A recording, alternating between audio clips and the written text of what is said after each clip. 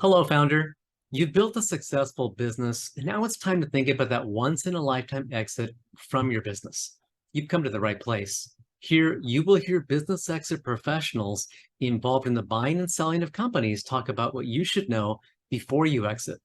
If you've never sold a business before, this podcast can be super helpful to you. I'm Armando, host of the Founder's Guidepost. Enjoy. But first, a quick disclosure.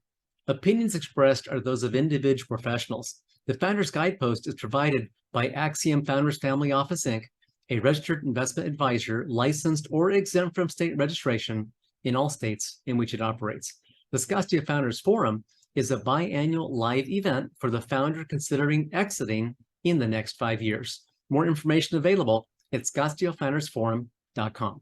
If you like this information, please subscribe and share. Hi, Armando here with Axiom and with Ryan Weissmueller today. Ryan, thank you so much for your time this afternoon. How are you? I'm doing well, thanks. Thanks for having me. Fantastic. So Ryan, want to have a conversation with you. You know, over and over again, people start businesses, and as they begin businesses, they don't know what it's going to end up looking like, but then they get to the day where they've got this company now, they've had it for say 20, 25, 30 years. It's grown into a really nice company worth a lot of money. And now they're going to do that once in a lifetime thing. They're going to sell it. And they don't know how to do it, don't know how to prepare for it. And it's all brand new territory for them. So part of why I want to have this conversation with you today is I know that's a space that you really work in and helping those business owners really get that company value and build it up and get all that together. So I'll ask you to introduce yourself and just talk about what you do. And then we'll continue with asking questions and having a dialogue on how that business owner really needs to benefit from your expertise. Sure. Sure. So Ryan Weissmueller, I'm the president and founder of a firm called Fintrepid Solutions. We've been around for about 6 years, worked with almost 130 companies now, and our whole existence is centered around serving the entrepreneur, the founder, the exact profile of who you talked about, that individuals that started a business, oftentimes literally in their garage, built it into something. And you know, most of the time, you know, the businesses that we work with, the leaders are not professionally trained CEOs. They started a company themselves. They learned how to be a CEO. They learned the different aspects of the business. And have really grown things organically. So, you know, really our whole focus, and again, we view it as a service, as it's a passion for us. It's a thrill to get to do what we do, but it's helping make those companies more valuable, more profitable, more sustainable, so that, you know, like you said, if it is a case that they want to sell, that they're able to hold on to that value, to monetize it, to realize it. Because again, for so many of our clients, their business is their nest egg. I mean, they've put their blood, sweat, and tears, you know, financial capital, reinvesting everything in it. So we want to do everything we can to help them shore that up from the inside so that they can tell that story externally and hopefully maximize that exit one day. Yeah, fantastic. And when you talk about a story, Ryan, what does that really mean, a story? And I guess assume you're talking to a business owner for the first time who is now thinking it's time for him or her to sell, and you're having the first dialogue with them, and I hear you say the word story. What do you really mean? Sure. Stand on that, please. Sure. I think, you know, in general, in conceptually, what we've seen with the sale process for our clients is one of the first and foremost keys is making a good first impression. And you know, it's very hard to have a bumpy start and then recover from that. Whereas if you can make that good first impression, it makes the entire process so much easier. So really, you know, I would say, looking at it from an analogy and thinking of probably all of us at some point, you know, even within our own homes, right? When we have company over, we tend to clean up certain areas of the house because it's fine when just we're there. But if we're having people over, we're not leaving those dishes out on the counter, or maybe we're tightening some things up, you know, on the couch, etc. Yeah. No different with the business. And I think that's really one of the keys is the preparation to make that good first impression so that the house looks like in order. And even almost taking a step back, it's a question I like to ask a lot of business owners is, okay, separate yourself for a second. Now look at your business from the outside. If you were going to buy your business, would you pay top dollar for it? And so it's even just reshaping that lens a little bit, because oftentimes we all do it. We develop blind spots within our own businesses, or things that we can't see, or again, things that sometimes you need an outside perspective to help you realize, but just having things in order, because it's so easy. And again, some of these businesses are fast growing as well. So it's easy when you have growth and you've got so many things going on to maybe lose sight of the fact that is, for example, this process over here as tight as it should be, or, are we able to really provide information externally in a quick manner, in a concise manner, in a manner that presents well? And oftentimes the answer to that is maybe to no. So that's always a starting point. Okay. But getting back to what you asked about the story, and I think that's, it's funny, and I'm going to use this word or words that a client actually shared with us a couple of years ago, is to some extent, some of what we do is financial storytelling. And so going in a sale process, really the business owner oftentimes is portraying a very compelling story to an audience. They built a business to X, they sell Y, they've accomplished all these things. So where the storytelling comes in on the numbers side, on the financial side, and really, a lot of areas around the business, is do the numbers support that story? Or is there a break along the way where, maybe you're saying, hey, we're super high growth, we've got all these opportunities, but maybe this happened to a couple businesses, obviously during COVID, that we worked with. They had some blips and COVID hit them in different ways. When they're going to sell, they've got to be able to explain those blips and have a very well-reasoned, response on why those blips were there, because there were also a lot of companies that just blamed COVID for things that weren't really COVID problems. Yeah. So, when it comes to different anomalies that have occurred with the business, when it comes to, none of these business, even growth, we talk a lot in our office, and it's one of our taglines: growth breaks things. So even with growth, do you have periods of high growth where maybe margins didn't grow as fast as revenue did? That's very, very common. But again, how do you explain that to somebody externally, and how can you prove that out? So it's having a financial story that supports kind of that visionary story, and that those two are operating in lockstep.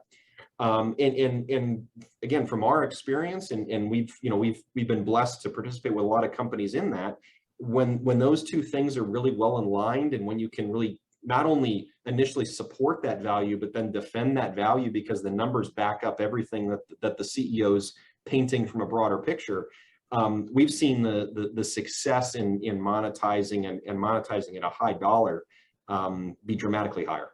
Okay, I'm making some notes here. You might see me scribbling on my pad of paper, but you said a couple things that it sounds interesting. Growth breaks things. It sounds kind of silly, kind of counterintuitive, but it makes sense what you're explaining. As you have growth, maybe you're breaking through the old processes or the old boundaries that people used to have, and you have to reshape those to fit the growth.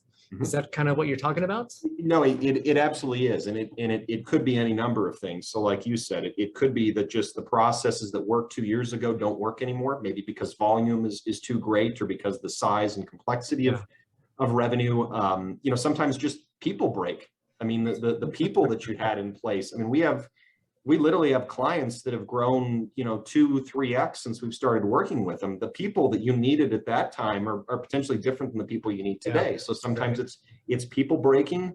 Sometimes again, it can also be that as companies grow, maybe they're all of a sudden seeing competition they hadn't felt before because they're moving a little bit further upstream, or a lot of different causes. But yet we see that be something pretty frequent, and not always something to anticipate, as growth does break things. And what makes it even harder sometimes, Armando, is that growth, that success can actually mask some of those underlying problems. You're looking at things growing, we're growing 30% a year, everything's great, but underneath that, whether it's margin deterioration, whether again some key people leave, and all of a sudden there start to be some cracks in the foundation, those kinds of things can happen, unfortunately. Okay, so you're coming in to take a look from the outside, maybe helping the business owner understand some of those things that are inconsistent, maybe helping to explain some of those anomalies. So when somebody looks at it, like you said, making a good first impression, when they look at it for the first time, everything is consistent. Maybe the people, the processes, what they sell, the revenue, but all that is a very consistent story to the prospective buyer. And it just puts that prospective buyer more at ease, that there's nothing that jumps at as a red flag. Is that right? Yes, it is. In our experience is that in general, buyers want a few things. Buyers want to understand risk. They want to know what aspects of the business are turnkey. And so the more that a buyer, again, in general, a buyer is going to pay more for a really well-run back of the house operation that they know they can fold in and don't have to completely overhaul overnight. That company can bill effectively. That company, has good HR practices. That company, has the house in order. So it's those kinds of things. And I also think, just the ability to scale is something else that a lot of times, most buyers aren't looking to buy a business just for it to keep doing what it's doing. So understanding that, how has the business grown up to this point, and then what foundation is in place to allow that business to continue to grow and to continue to scale. Those are all, key avenues that we see buyers go down. And again, it's having the right answers or the best answers to be able to support some of that, because those do tend to be themes that buyers are looking at and really scrutinizing. Okay. That sounds almost a bit, sometimes, and I've seen this over the years with companies that are going to go through their first audit. They haven't had an audit before, so they're not really sure what to expect. So one of the best things they can do is have a pre-audit from a different firm, which sounds kind of like what you're talking about. You come in knowing that someone's going to go through and look at the entire company from top to bottom, and you're helping them get those things lined up. So when the real buyer comes in, you've already done the work. Sure.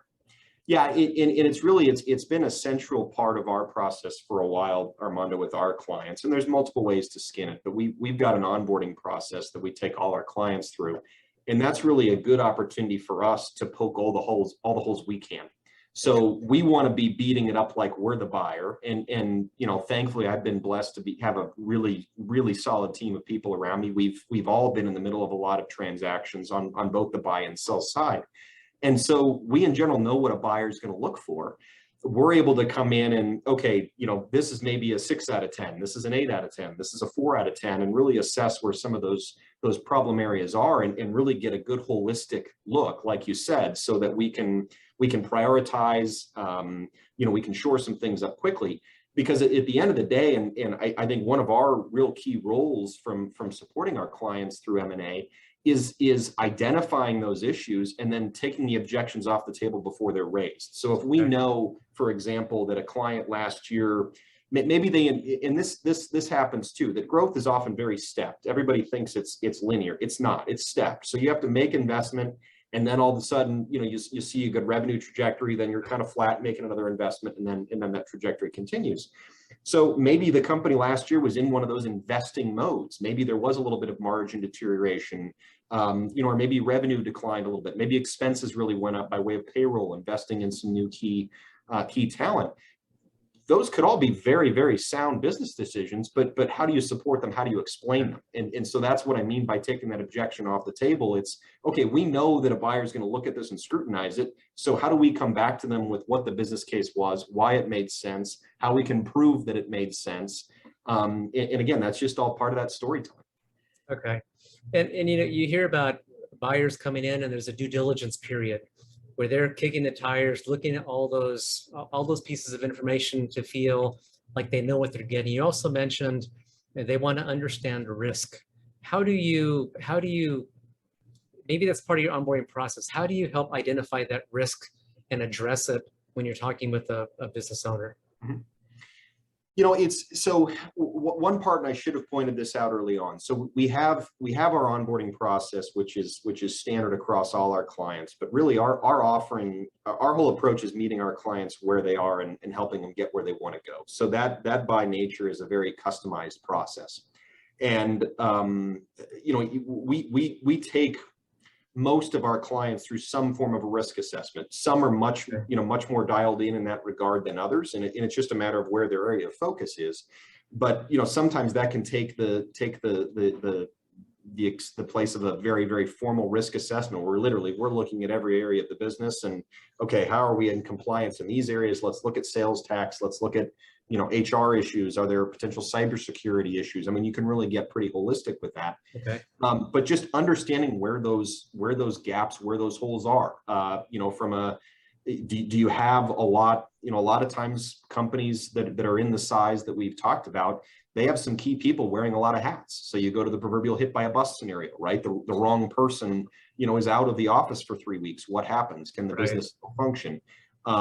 Just systems integrity, is the company susceptible to anything there?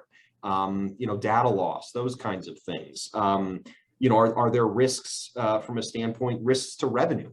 Risks from the expense side. I mean, with just everything we're seeing going on in the world right now with inflation and certainly concerns about oil prices. I mean, how susceptible are companies to those kinds of macro issues?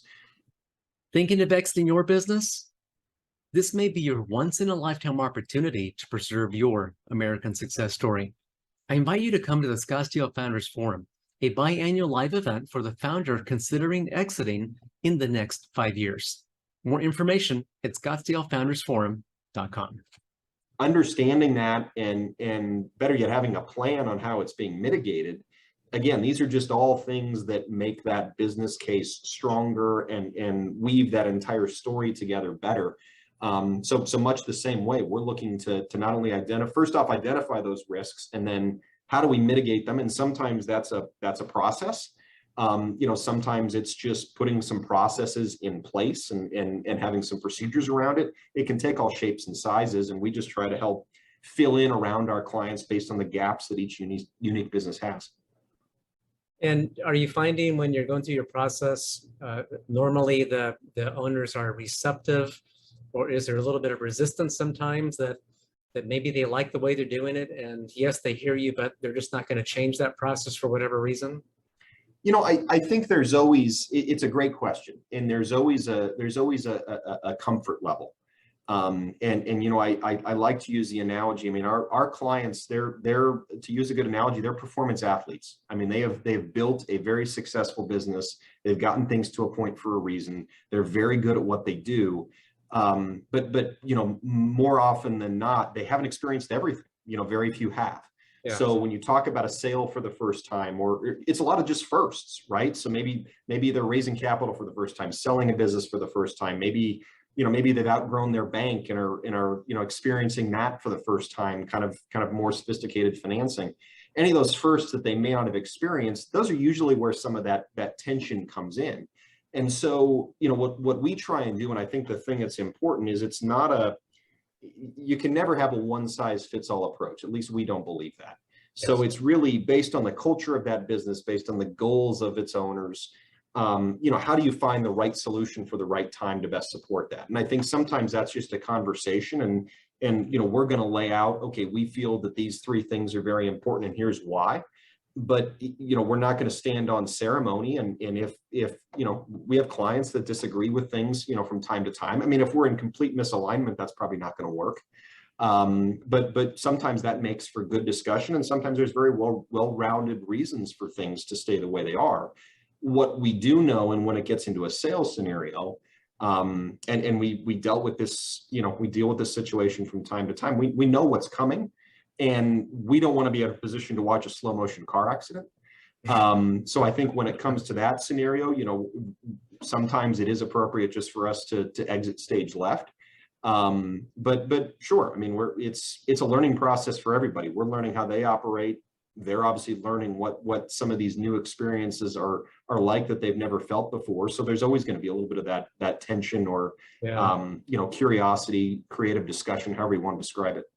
So do you some industries are very, very specific, and some have very few players in the industries. But when you work with a company, say that they think they knew who the buyer is going to be, and they maybe try to mimic some of their processes or some of their behaviors and make themselves a nice tuck into a much larger company, are you able to help them then also tailor some of their processes so they can fit, or is that not part of the picture? No, it can be, and I think, again, I want to be careful with too many generalities. I mean, the point I was going to make at first, and just the thing that we've seen, and we caution clients on this, deals don't always get done with the first buyer, and sometimes deals fall apart altogether. We had a client a couple of years ago that didn't sell until the 3rd go round. So there is a little bit of a risk, and we'll point this out to clients of ours, that if they're too hell bent on thinking that there's one buyer or two buyers, that okay, well, what if that doesn't pan out? So be a little bit careful in tailoring things too far just for one audience. That makes sense. And one of the mantras that we operate under is living sale ready.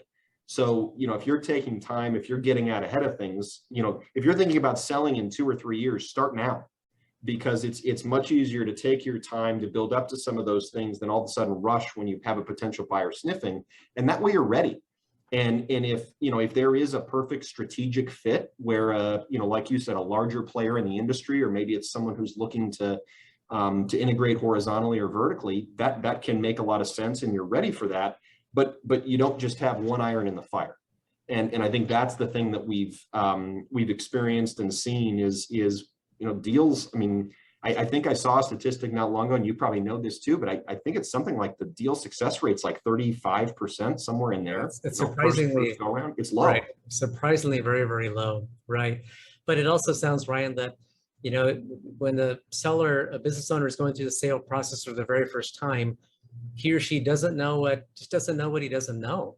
Mm-hmm. And having someone like you help give them some guidance, and to you, some of these things are extremely obvious because this is what you do. Mm-hmm. But to that person going through the sale for the very first time, it might be a big aha moment for them. No, it often is. And the other, the one thing that is uniform, and almost every buyer or every seller we've ever worked with has commented on how more extensive the due diligence process was. We hear the comment all the time, well, I didn't expect that. So you're exactly right. There are ahas, and unfortunately some of them aren't realized until, a little too far down the road. But we try very hard, again, leveraging our experience, working with all the clients that we've worked with, to educate as much as we can. We know a lot of what's coming. And to just be as ready for it as we can. And again, with the entrepreneurial business, resources are finite. So everything's not going to be perfect.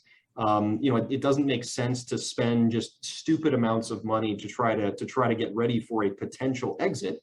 But have your ducks in a row as much as you possibly can. And I think that's really where the key piece of it comes in. So we're not afraid to get shoulder to shoulder with our clients, and sometimes have tough conversations, explain to them, okay, and oftentimes it is speaking from real client examples. We've been in situations where we had a client a couple of years ago that was actually, they had gone through due diligence with a buyer and it went horribly. And that's why they brought us in, is they're like, we don't want to go through this again. It was a terrible experience. It took like 4 months of their team's time and ultimately fizzled. And it was a really nice business. There was just a disconnect in, and again, how that story was being told to the outside. And that was really the issue that they had to solve. Yeah, it sounds like a lot of frustration could be avoided on the front end, like anything else. Plan ahead, do things ahead of time. And it just makes things sail through much easier when that time really is there for the sale to actually happen. It does. And like I said, I would always, somebody who's thinking about selling in 2 to 3 years, start today, because it can be done in a short period of time, but it is much more costly and much more risky.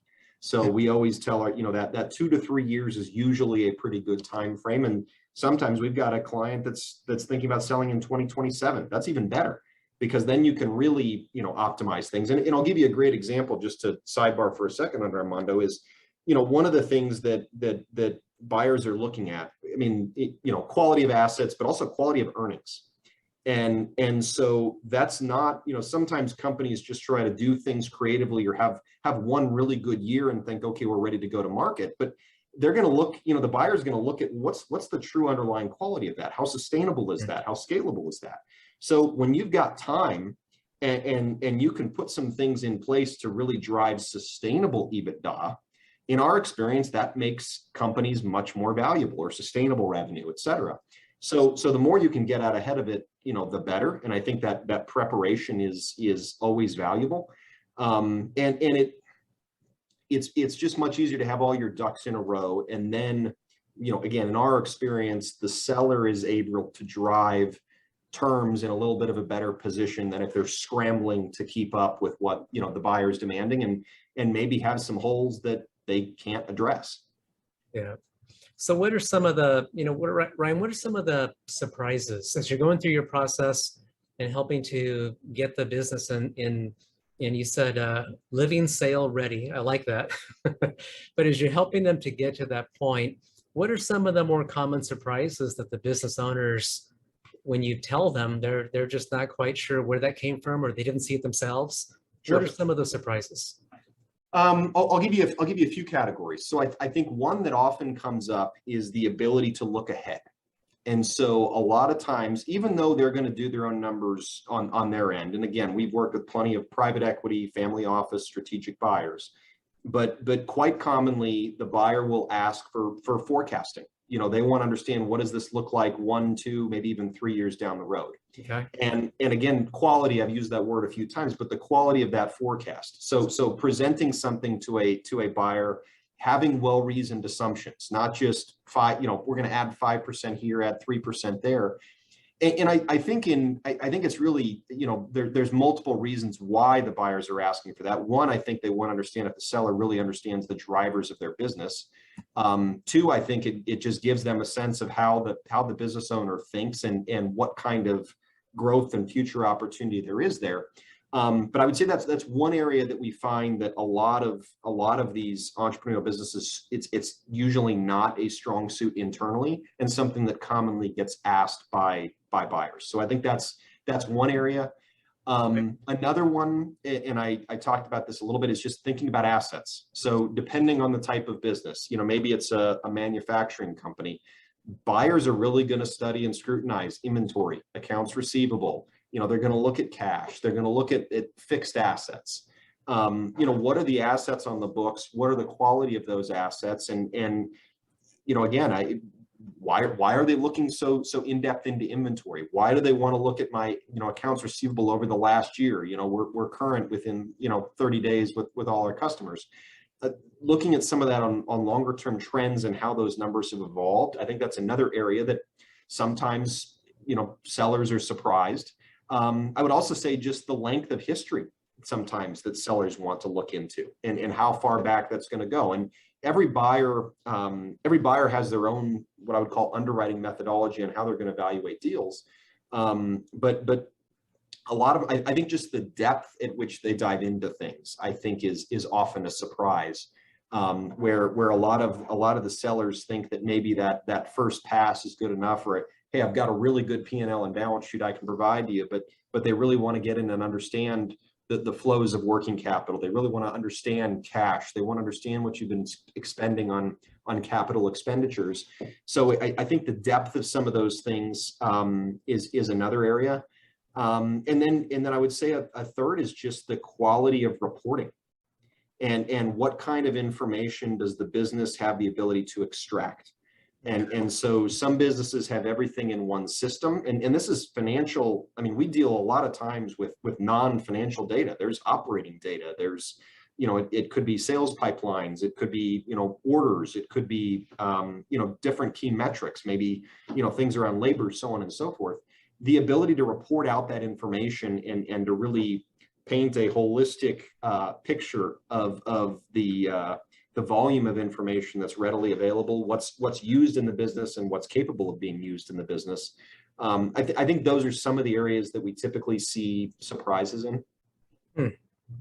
So you said quality of reporting, having good systems in place, maybe capturing the right data, being able to generate reports that will show the data to the prospective buyer.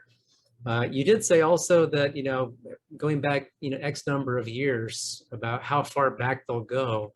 What is typical? What is normal as they're going through the due diligence process? It's hard to say, and I think it's even changed a little bit. We've noticed a bit of a shift over the last, really since COVID, of really a much greater scrutiny on a monthly trend basis. And so I would say most of what we're seeing now is 24 to 36 months by month. But sometimes, going back as much as 4 or 5 years or more in history, of just to really understand where the company's been, how things have evolved. And I use the term of a financial walk, but just how do we get from year to year to year to year to year, and what's the explanation? What went into that? What was invested? Why did profitability here decline, jump, what happened to revenue there. So really looking at a lot of those trends on a very granular basis, and that could be on a shorter period of time with more frequency, but we've certainly seen it. So I would say at least 3 years, be prepared to have really tight numbers for 3 years, but we've seen 4 or 5 be requested. Wow. So you mentioned assets also, looking at the balance sheet, the assets that are there, and that made me wonder about depreciation and about taxes and about things that, often a business owner is going to the CPA at tax time and saying, I'm paying too much tax. We've got to work on this tax bill. How do we do that? Mm-hmm. So obviously to do that, you have to show less profit and then pay less tax because your profits are lower. But when it comes to this whole sales process and they engage you, say 3 years before the sale, are you trying to get them on the other end of the scale for profit?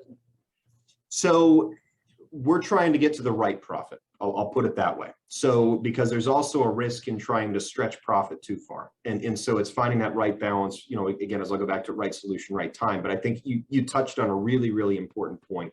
And that is that a lot of businesses at some point, and some even continue to as they're thinking about a sale, are doing some sort of cash basis accounting, which is really how tax reporting is done. So if you think about it, you're incented, well, we're gonna buy a $200,000 piece of equipment and write the whole thing off this year. So as far as Uncle Sam's concerned, your income is very low. But like you said, when you're going to put that in front of a buyer, and the same thing applies if you're trying to get financing from a lender, that doesn't look real good. Right. So what we really try and do, and I think this is one of the things, and I go back to it, that this is where getting out of it much earlier and maybe 2 to 3 years in advance, is you can put some things in place to get to more of that accrual accounting, and not perfect. You hear a lot of talk about this, and I think it's important. There are, Fortune 2000 companies have all sorts of time and money to spend, and public companies are obviously under different scrutiny. For businesses that are audited, they're obviously under a different level of scrutiny as well. But for a lot of the companies that we work with, it doesn't mean getting perfect accounting. It means just getting accounting that's close enough, is close enough to GAAP, which is generally accepted accounting principles, as you can, that'll pass muster under a buyer. So like you said, that piece of equipment that instead of showing a $200,000 hit to income in the year that it's purchased, maybe you're amortizing or depreciating that piece of equipment over 10 years. So the hit you're taking is only 20,000 to profit. That's a very different equation on what that means, because again, most buyers are going to go off of EBITDA. So where are there areas in the business that, another thing that's quite common too, is just thinking about it from that cash perspective, is a lot of business owners run a lot of personal expenses through their business, which again can make sense for tax standpoints, but are you artificially, deflating your EBITDA, which from a buyer, is a problem. So when we're going in our onboarding, that's certainly one of the areas that we're always looking at, and cash basis accounting can really distort things, and you've got to be very careful about that. And I'll give you another example on how in a second. To getting it to really what reflects what's actually transpiring in the business on a monthly basis, and how is someone externally going to account for it, which is more in line again with that accrual accounting. So we try to identify where those areas are that we need to address that. And then that's something that you work toward, and there may be some very quick things that you're putting in place right away, some others that may take a little bit more time, or fixed assets often are fairly easy, fairly quick. Sometimes things like payroll or even how revenue is accounted for might take a little bit more of a process, but getting that as close as you can to what a true, more sophisticated third-party buyer is going to look at is very, very important for sure. Yeah, so I can certainly see why you said, 2, 3 years, 5 years in advance, even better, because you have time to implement and make changes as needed. But then also those changes have time to reflect in that year's financials. Correct. And that year's tax returns, getting back to what you said when you started, telling a story. Yep. A consistent story from the financials to the processes to the tax returns to everything. It's one consistent story. That way the buyer is seeing consistency, because inconsistency makes us all a little bit nervous. It does, and I think I talked about first impressions, and I think the other thing with a buyer is never give anyone the opportunity to make a mountain out of a molehill. And so, those inconsistencies, some of those little objections that might pop up that might cause someone to dive deeper and deeper and deeper because they think there might be it might just be the tip of the iceberg. That can be even if there's nothing there, it's time consuming and it can create the wrong impression. So as much as you can alleviate that, the better. And I think, to what you were talking about too with consistency, and where I was also going to go with just cash accounting is, for a lot of businesses, if they're just focused on cash and looking at when money's actually coming in and going out the door, that can also have wild fluctuations on month-to-month financials. I mean, if you think about it, if we just happen to collect a lot of money one month, that might look like a really good month. The next month might not look so good, when underlying the actual picture, you might have taken way more sales orders in that second month. And so it creates a misleading picture to the buyer. So again, that cash accounting can create a lot of volatility that doing accounting in more of an accrual means and reporting it, more again to how a more sophisticated buyer is used to seeing it, makes the picture a lot better. And just the only other thing I'd tack on to that too, that I think is important, because surprisingly we run into this with our clients sometimes, and I'm sure you've seen it too, Armando, is they don't know that you can actually have two sets of books. And a good accountant fully understands that there's tax adjustments that need to be made to your financials to report to the IRS, but you can absolutely report, that asset purchase the way we talked about and still write it off for tax purposes. And so that's another one of those just key pieces of education and distinction. But I've been a little surprised at how many times we've had to educate clients that that's the case, because that is not only okay, it's quite normal actually to have two sets of books. Yeah. And quite legal. Yeah. Well, generally, when you hear about it in movies and TV, it's very negative and very illegal. Yes. No, we are fans of legality. So. But there are certainly tax reasons, tax laws, and they're there for a purpose. Mm-hmm. And those are only really seen on the tax returns and no other place. Right. But it goes too, and I think it's important. It's important that all your resources are talking together, especially through a situation like a sale, but we're constantly in very close contact with our clients, CPAs, their M&A attorney, their planner, because of those very reasons. If everybody's not talking, something could slip through the cracks. Exactly. And so, right. If we're not relaying to their CPA, oh, by the way, they did purchase this piece of equipment, 2 days before year end, or, oh, by the way, we made a change over here that might be relevant. So making sure that all those people are talking is really, really important, because you can have something slip through the cracks that way, and that can be very damaging as well. Yeah. So let me ask you, Ryan, we've been talking in the context of, a business been around for maybe 20, 30 years, and now they're thinking of selling. I met with a business owner last week who's on the other end of the scale. And yet I thought about you when meeting with him, because even though his business is literally less than 12 months old, it's just taken off. Revenues are going through the roof. Cash is flowing like crazy. Lots of new employees on board. And when I spoke with him last week, he hadn't done any bookkeeping, any accounting. There was lots of cash in the bank. But as you and I know from just what I've described, a lot of that cash is going to pay IRS, because there's been no tax estimates done, penalties and interest. So he's really behind the 8 ball, not intentionally, but the business just took off like crazy. And it's been everything for him just to keep on top of that business and keep it going. So now of course, there's the need to come in and help get things organized, structured, processes, people, all that kind of stuff.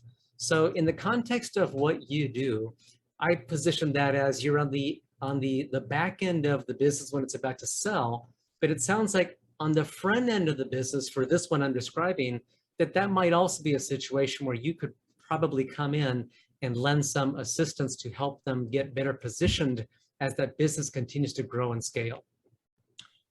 No, it is. And like I mentioned, our clients, I mean, most companies have some vision of selling at one point. It's just a question of or transitioning at one point, right? It's just a question of what the timing of that is. And so, the challenges that they face in different times, and that is going back to the growth breaks things, right? Growth clearly broke some things in that case, because if that business was growing in just a more orderly clip, it'd be much easier as a business owner to keep your arms around it. Yeah. And we find that, quite often. And unfortunately, sometimes certain areas of the business just become an afterthought. And we've experienced that plenty of times too, where that surprise tax bill, that's not one that, typically the IRS is not one that's real keen on, you can do it, but they don't exactly like payment plans. So you might want to be prepared for that. And even though there's a ton of cash in the bank, how much of that actually needs to go somewhere else?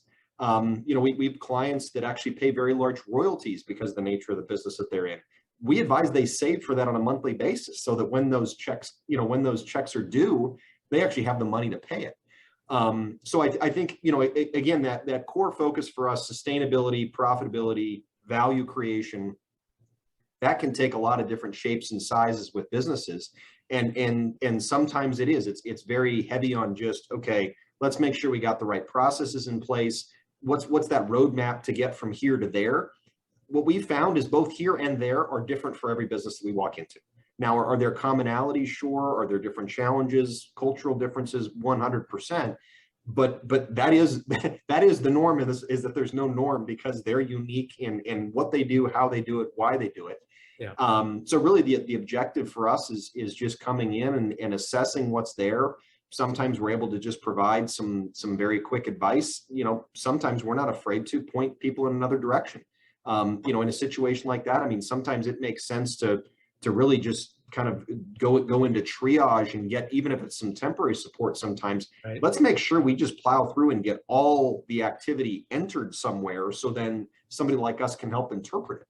Right. Because we've certainly, I mean, we had a client that was behind on bookkeeping for 2 years basically, and help them identify a resource to get them caught up. So then people like us and their CPA could actually come in and provide, some additional value. So we provided guidance on, okay, here's what we want done, here's how we want done, and then help identify resources to go in and do that. So it's oftentimes in those situations a team effort, and we're all about creating value. If we can come in a situation and add value for a client, that's a good indication that it's going to be a good fit.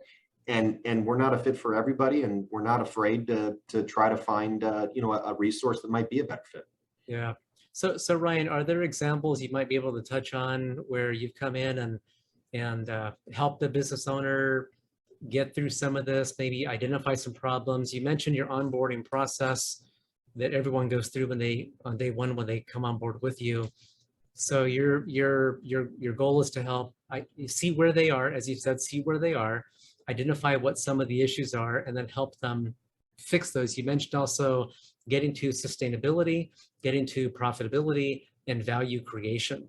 So any examples you might want to touch on where you've come in and addressed some things that have been very, very helpful and of value to that business owner? Sure. I'll use one example that was in the arena that actually ended up in a sale process. So this was a client that actually hired us, ended up being almost 2 years before the actual sale occurred. But he was basically, his motivation was he was thinking about selling. Someone was actually sniffing around his business, and he was worried that some cracks were starting to appear, that maybe he'd outstripped his people a little bit. And sure enough, his team was barely staying above water. And this is from an accounting perspective, from an HR perspective, even from an operational perspective, just because they had grown so quickly. Their number of customers had about tripled, and really not a lot had changed in the business itself. So you were asking the same people, the same systems to support, much larger growth. And so we went in our onboarding process and actually identified, the CEO had a couple pain points that he identified day one. We found about 4 or 5 other key risks. And one of them was that they were not handling sales tax properly. So that's you talked about the IRS earlier, that's a key risk. And so we helped them go in, quantify that risk. And that was one piece that we addressed, fairly quickly to make sure we could get that shored up. But then just developed out of that onboarding process, we developed essentially a roadmap. And so with that roadmap, we identified that they needed to add, at least 2, maybe 3 people to their internal team just to help support that growth, because we really dove in and got an understanding of who did what and what was everyone capable of, and how did that jive with the volume and the underpinnings of the business that needed to occur. We helped put some better, reporting, forecasting in place so that business owner had visibility and understood where was he really at? Because at the time he was really seeing financial information of any kind 45 days after the end of the month, which by that point, not enough time to make many changes. Yeah. And so not only were we able to speed that up just by some process changes and leveraging some best practices, but then also helped him with some forward-looking information so that he was able to then evaluate decisions. And we were able to help him with some what-if scenarios so that he knew an investment he was making, which turned out to be a small acquisition, actually proved to be very beneficial when he ultimately did sell. But we went through a very thorough evaluation process of here's what this could look like if we buy it. Here's how to structure it.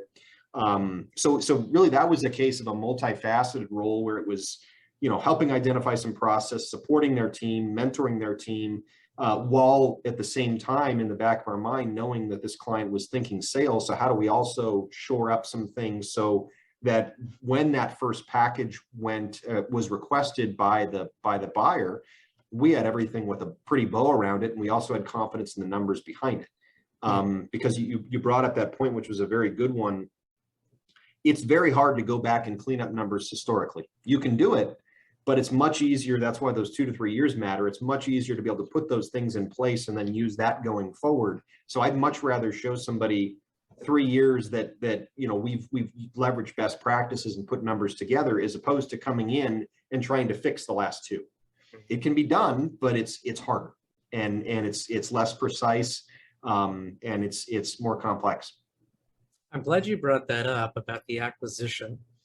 You said that knowing that that business owner is going to sell that company down the road, you're able to help evaluate an acquisition and really see how it fit and how it helped the overall enterprise value be more for when the sale came.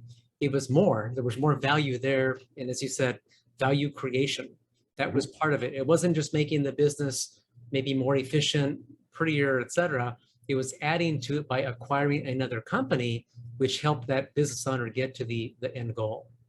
Yeah, and that really is a key piece. I was actually just talking to a potential client this morning, doing a little discovery and learning more about where they were trying to go. And she brought up something that, again, we hear from clients all the time is I'm evaluating this, whatever this is. Maybe it's, in her case, she was looking to hire basically a new specific sales team for an expansion of part of their business. But we hear that all the time. I'm looking to invest in this equipment. I'm looking to add people. I'm looking to buy a business. And they operate a lot of times on gut. And again, that gut has been very successful in getting to where they are. But it is nice, and they've found a lot of value in groups like us being able to just be another set of eyes, provide some additional information, some additional things to think about, things to ponder, so that you're trying to make an educated decision of, okay, what has to be true for this to work? What are some of the risks in doing this? Can we afford to do it? Is the ROI there? Because especially as you're thinking about, a sales scenario, you go make a big investment, doesn't pan out. That's not only, that's probably hurting your value, not adding to it, even if that was the original intent. So to vet those decisions and to be able to play, the power of the what if, I think that's the best question you can ask, at any point in time, of what if, and really explore that, understand it, and probe that. And I think that guides a lot of decisions. Yeah, so I can see what you're describing as well. When people start businesses, often sometimes they're methodical, they know what they're doing, and they go out and execute on that. But I think more often than not, they just start a company and they just have nothing more than the desire to make it happen. And somehow it works. But then as they get further along, maybe 20, 25, 30 years down the road, and they're looking at expanding and making more acquisitions and changing things, they realize they've got to bring in the right expertise to help with that, and that it is available. All they have to do is find that expertise and bring them on board for that specific task, whatever that task may be. And in that case, maybe making an acquisition or whatever it might be.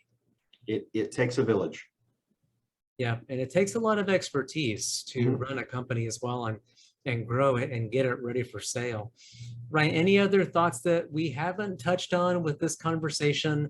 And really thinking of that first conversation you have with the business owner, maybe that's your onboarding process, maybe the questions you ask in that process, but are the things that often come up in those initial meetings that that we didn't touch on that you think we should talk about as well? I think I would say a couple things, and one thing that I would say to just any business owners out there is really, what's the why behind the goals? So, a lot of times, and I think this is something, before even bringing a client on, we go through an upfront discovery process. Again, just trying to assess, is there a fit? Where are they? Where are they trying to go? And again, is it something we might be able to provide value in? But we spent a lot of time really exploring around the why, and that continues into our onboarding process. So a company looking to sell, well, why? Why now? Because I think a lot of times those probing questions and understanding the reasoning behind it, sometimes it might make sense to wait a little bit longer. Sometimes there are certainly businesses that are cyclical, or businesses where there's a certain market, market cycle, market peak, that it does make sense to try to time things very specifically. So it's making sure that you're evaluating all those things, and that there's real good basis behind those decisions. And so it's always easier for any group, whether it's us or anyone else, but the more that the business owner can have good, clearly defined, beaten up goals, it makes it easier then to come in and, really come in and execute much more quickly. Now, that's not to say, and we certainly are quite adept and do it all the time, of getting in and really asking those questions and help fleshing that out with clients that we've already got. But I think that ultimate direction, what they're looking for, because we've also seen, business owners who have sold that have seller's remorse. And it's probably because they didn't have some of those, or maybe they thought they should have sold for a little bit more in hindsight, or maybe, they regret that the process was as painful as it was. So I think, again, just asking a lot of those questions up front, getting really, really deep in understanding what's driving all this, and what are the options as well. I think that's another key piece that sometimes, is lost sight, is there's a lot of different ways to skin the cat. There's a lot of different pools of buyers out there. There's a lot of different options. I mean, sometimes it makes sense there's things like ESOPs, there's succession to family members. There's key employees that sometimes can be buyers of businesses, and options on how to go there. So there's no one right way to really address any of this. I think it's again, understanding those whole pieces. And then the last piece of advice that I would throw out, and this is something that we run into quite often and is an early objection, is just because your neighbor did something does not mean that it applies in your case. We had a company that came to us and ultimately didn't become a client, but I'm always stuck with this example. And he told me that his neighbor just sold his business for 5x revenue, and he was telling me what he thought his business was worth. Well, the neighbor had a very fast growing technology company that probably reasonably was worth 5 times revenue. He was running a manufacturing business that had 4% margins. They're apples and oranges. So just because you read something out there, you see something out there, a lot of CEOs are involved in different peer groups like the Vistages, the EOs. Yeah. Understand the context before just taking some of that surface level information, because that can be dangerous, can set some bad expectations. And again, it's an uneven market. That stuff's always great to hear, but beware and do your homework. Yeah, no, that can be a painful lesson. Yeah, no, that makes a lot of sense. And I like that you said, what's the why? Why do you want to sell? Because sometimes people think they want to sell because that's all the only option they have. So you talked about maybe an ESOP, or maybe sell to a relative. Those are all possible options. And if you don't understand the why, the motivation behind what they're trying to get to, then you might help them walk down the wrong path. Mm-hmm. It's critical that you understand the why.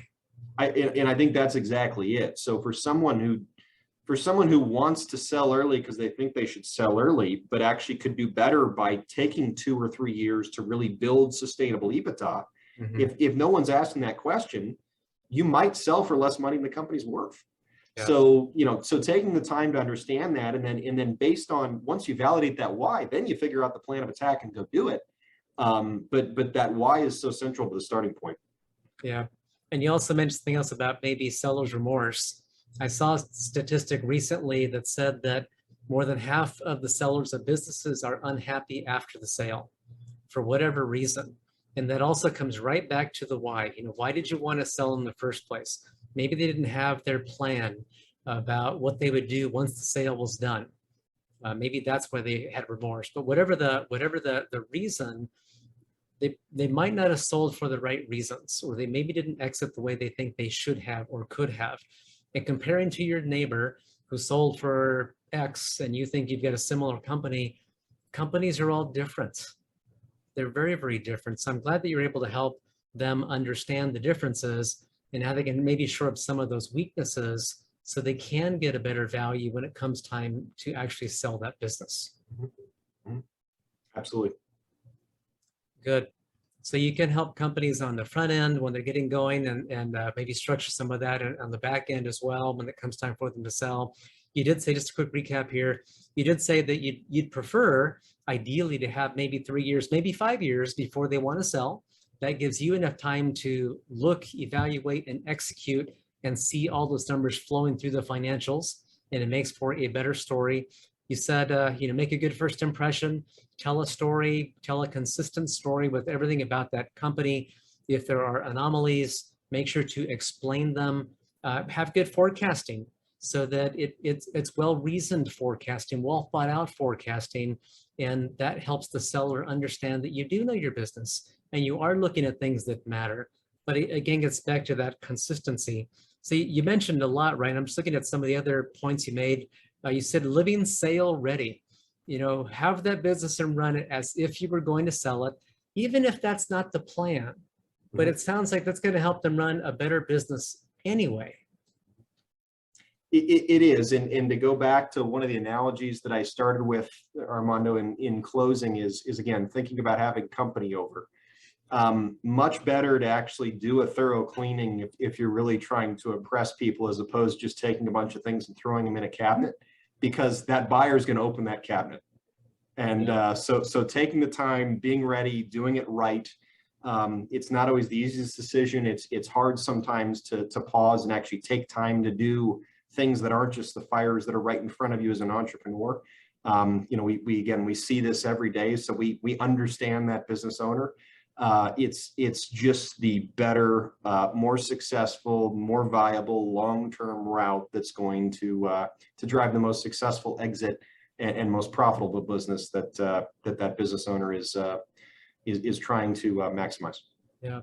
And Ryan, if when you're brought into a company and they're asking you for help, if they know of things that they believe are weak or that they think are weak or that could hurt them when it comes time to sell, you'd rather hear that up front from them, I imagine. No, that's part of the discovery is sometimes, those clients and the onboarding, sometimes they're going to know issues right off the bat, which is always great. Sometimes we ask questions that will bring that out. And then sometimes we identify those things just by getting in and peeking under the covers and seeing some of those blind spots that they didn't know that was there.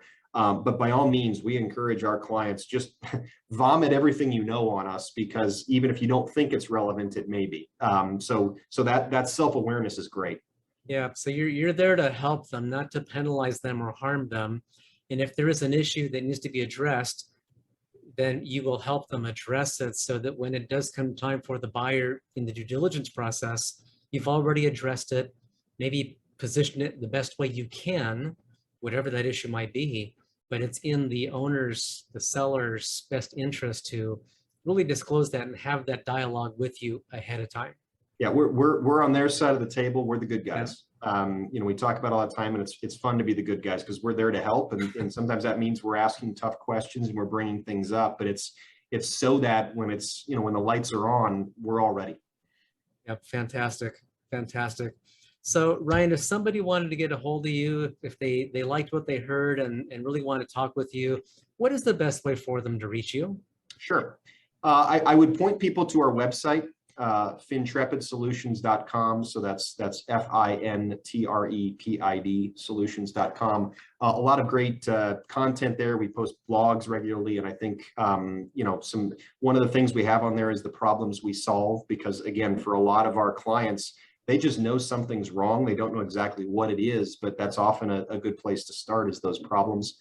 My contact information's on there, certainly on LinkedIn. Again, try to post a lot of content there. Yeah, no, always happy to be a resource. And again, my information's on there, so feel free to reach out to me directly. Never too busy to have a conversation with an entrepreneur. I love hearing the entrepreneurial story. That's why I get up every day to do this. We try to help in any way that we can, even if that means pointing someone to another resource. But we've been very fortunate and have had a lot of clients say a lot of wonderful things about the value we provided, and that's all you can ask for. Excellent. Good. So Ryan Weissmueller, Fintrepid Solutions, and then your website again, just one more time, just so that it's clear, please. Sure. Fintrepid So FINTREPID solutions.com. Fantastic. Great, Ryan. Thanks so much for the time. Really appreciate it. Thank you, Armando. Appreciate it. Take care. Thinking of exiting your business? You may have only one chance to get this sale right. Your family depends on it. Come hear experts who plan and negotiate successful business exits for a living. Bring your questions. Live panel discussion followed by Q&A. Join us Thursday, April 27th, 2023 at the next Scottsdale Founders Forum, a biannual live event for the founder considering exiting in the next 5 years. More information available at scottsdalefoundersforum.com.